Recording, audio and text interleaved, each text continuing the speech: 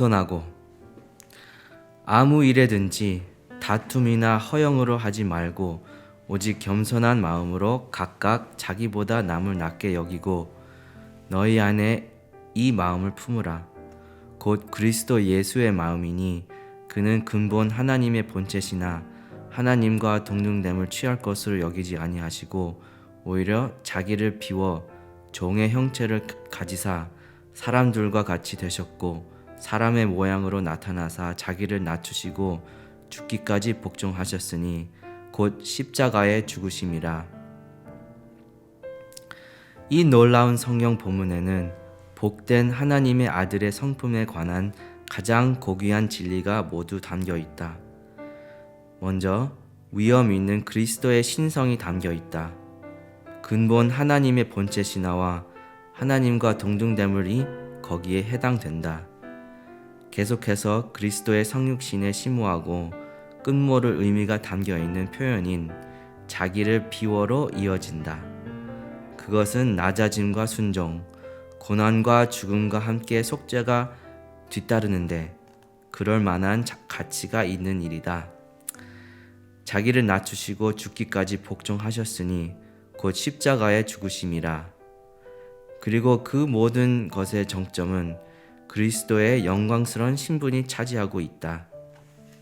이러므로 하나님이 그를 지극히 높여 모든 이름 위에 뛰어난 이름을 주사 하나님이신 그리스도, 인간이 되신 그리스도, 인간으로 낮아져서 우리를 구속하시는 그리스도, 그리고 만유의 주가 되시는 영광스러운 그리스도는 성경 본문에 담겨 있는 지혜의 보화이다. 성경 본문에 포함된 표현들 가운데 일부를 다룬 책은 많다. 하지만 성령님이 제공하신 이 놀라운 교훈과 연계하는데 늘 충분한 관심을 기울이지 못했다. 본문 말씀의 1차적인 중요성은 오류를 반박하기 위한 진리를 진술하거나 믿음을 강하게 하려고 기록된 것과는 무관하다. 아주 다른 목적을 갖고 있다.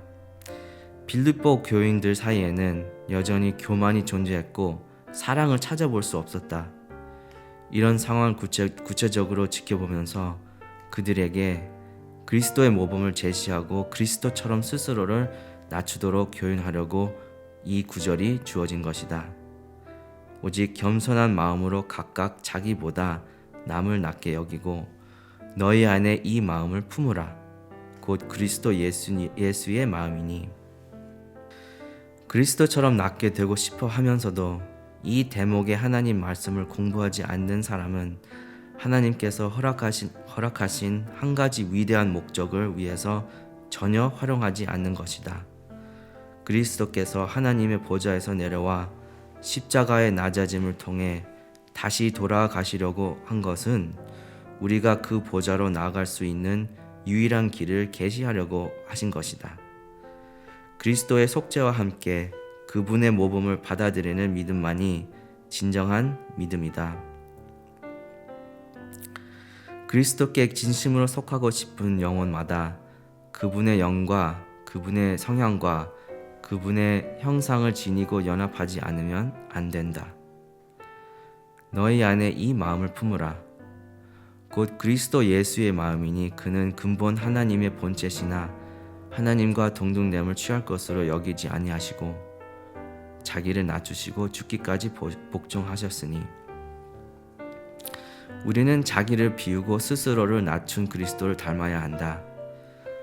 하나님이신 그리스도는 신적 영광과 권능을 직접 비우시고 포기하신 위대한 자기 부정을 제일 먼저 실천하시고 나서 그와 동일하게 십자가에서 죽음을 맞기까지 자신을 낮추셨다. 우주가 놀라고 아버지가 기뻐하신 이 놀라운 이중적 낮아짐을 통해서 성경은 우리가 마땅히 그리스도를 닮아야 한다고 말한다. 그런데 하나님은 진정으로 이것을 우리에게 기대하실까? 당연하다. 그것이 아니라면 달리 무엇을 기대하실까? 우리 본성에 자리 잡은 교만과 옛 아담의 무서운 능력이 이미 알려져 있다. 하지만 그리스도께서 죄의 저주와 능력에서 우리를 구속하시고 자신이 이 세상에서 그러셨던 것처럼 살아갈 수 있는 부활의 생명과 능력을 허락하신다는 것 역시 알려진 사실이다.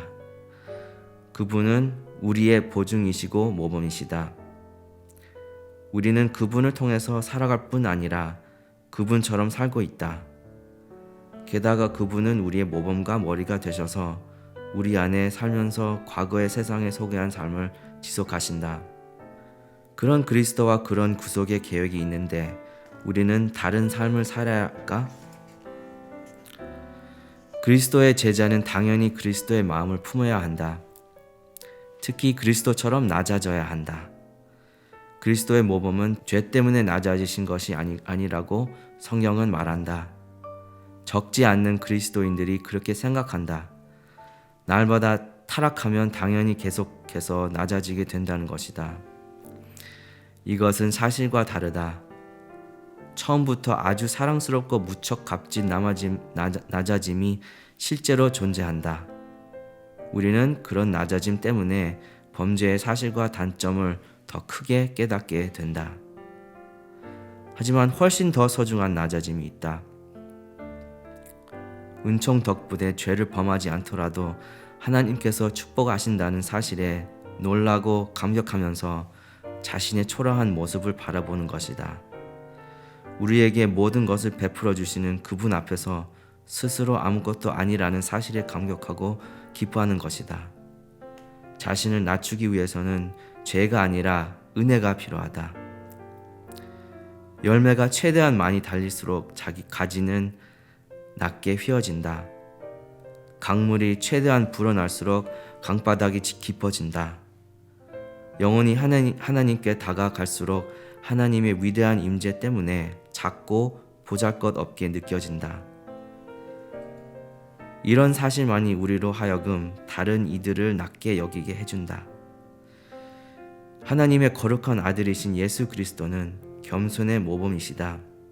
그분이 제자들의 발을 씻어준 것은 아버지께서 만물을 자기 손에 붙이셨다는 것과 자신이 하나님께서 와서 하나님께로 간다는 것을 알고 계셨기 때문이다. 하나님의 임재와 신적 생명과 사랑이 우리 안에 있음을 의식할 때 우리는 스스로를 낮추고 겸손해진다. 많은 그리스도인들이 불가능하게 생각하는 부분이 있다. 스스로를 생각하지 않고 다른 이들을 낮게 여기고 높이는 것이다.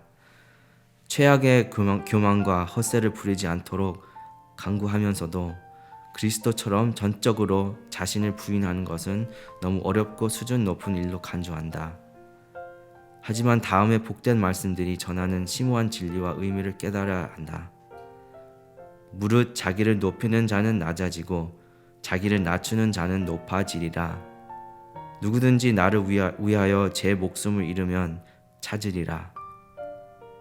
그러면 주님처럼 철저히 나아지지 않으면 달리 만족할 방법이 없을 것이다.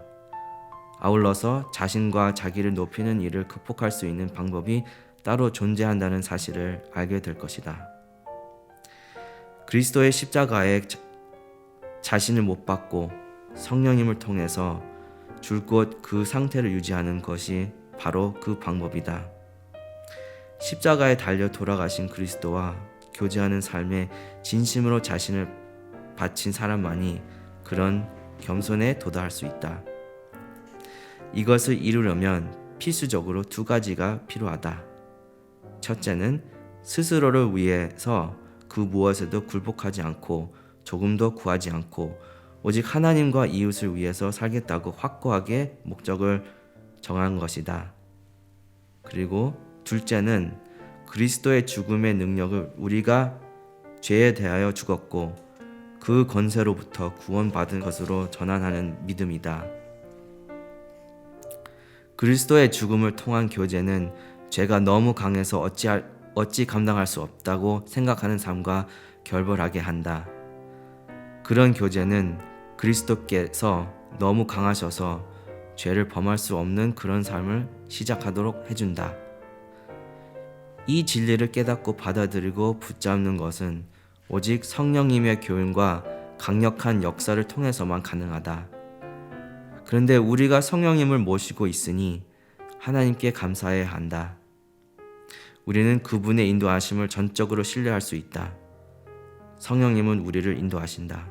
그것이 바로 그분의 일이다. 그분은 우리를 통해서 그리스도를 영화롭게 하신다. 우리가 죄와 옛사람이 대하여 죽었고 그리스도의 삶과 겸손이 우리의 것이라는 사실을 일깨워 주신다. 그래서 그리스도의 겸손은 믿음으로 바뀌게 된다. 그분은 우리를 통해서 그리스도를 영화롭게 하신다. 우리가 죄와 옛사람이 대하여 죽었고 그리스도의 삶과 겸손이 우리의 것이라는 사실을 일깨워 주신다. 그래서 그리스도의 겸손은 믿음으로 바뀌게 된다. 이것은 곧바로 일어나는 일이다. 하지만 경험상으로는 점진적으로 일어난다. 너무 오랫동안 우리의 생각과 감정과 태도와 대화까지 옛사람의 권세 아래 있었기 때문에 그리스도의 겸손이라는 거룩한 빛이 충만해서 변화가 일어나기까지는 오랜 시간이 걸린다. 처음에는 양심이 완전히 깨어나지 못한다. 영적 감각과 분별력이 제대로 작동하지 않기 때문이다. 하지만 각자 영혼의 바닥부터 믿고 자신을 새롭게 헌신하면서 예수님처럼 낮아지려고 나 자신을 포기했다고 고백하면 그분으로부터 능력을 얻게 된다. 그 능력이 존재 전체를 가득 채우면 얼굴과 음성과 행동을 통해 성령님의 거룩함이 드러나서 진정으로 겸손의 옷을 입게 된다. 그리스도를 닮은 겸손은 말로 다할 수 없는 축복이다.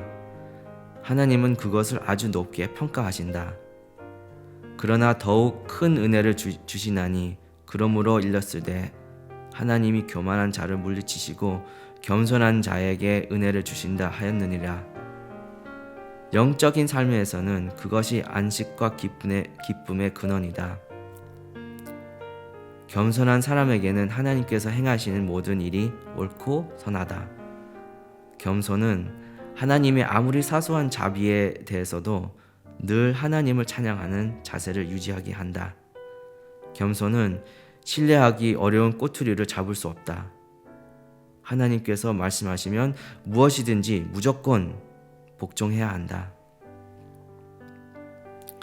예수님이 큰 믿음을 가졌다고 칭찬한 두 사람이 성경에 등장하는데 그들은 스스로를 더할 수 없이 부족하게 생각했다. 백부장은 주여 내 집에 들어오심을 나는 감당하지 못하겠사오니 라고 말했고 수로보니게의 여인은 개와 같은 취급을 당해도 만족하였다. 사람들과 교제할 때 이것이 축복과 사랑의 비결이 될 수 있다.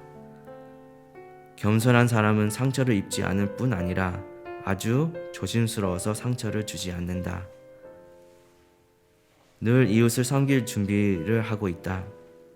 종이 되는 신적 아름다움을 예수님으로부터 배웠기 때문이다. 그런 사람은 하나님과 사람들로부터 사랑을 받는다. 그리스도를 따르라는 부름은 정말 영광스러운 일이다.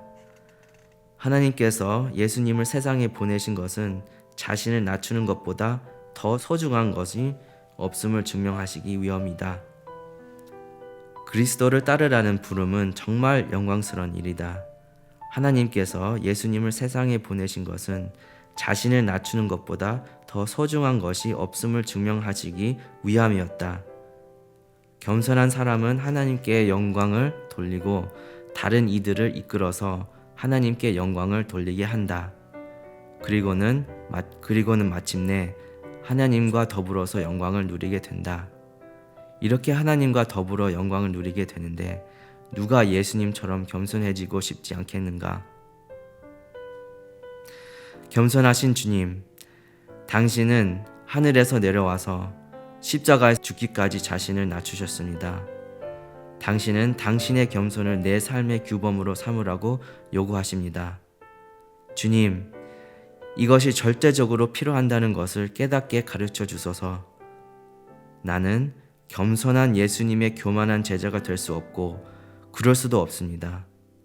내 마음에 은밀한 곳과 골방과 집에서 친구나 원수 앞에서 그리고 번창하거나 어려울 때 주님의 겸손으로 충만하고 싶습니다.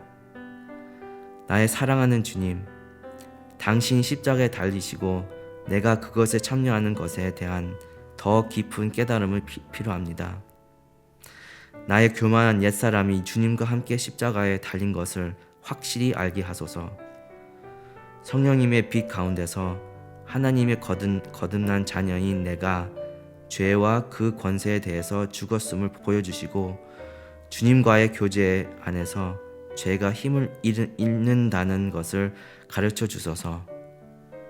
죄를 이기신 예수님, 당신이 나의 생명이란 것과 당신과 성령님으로 충만해지도록 나를 포기하면 당신의 겸손으로 충만해진다는 믿음을 강하게 하소서.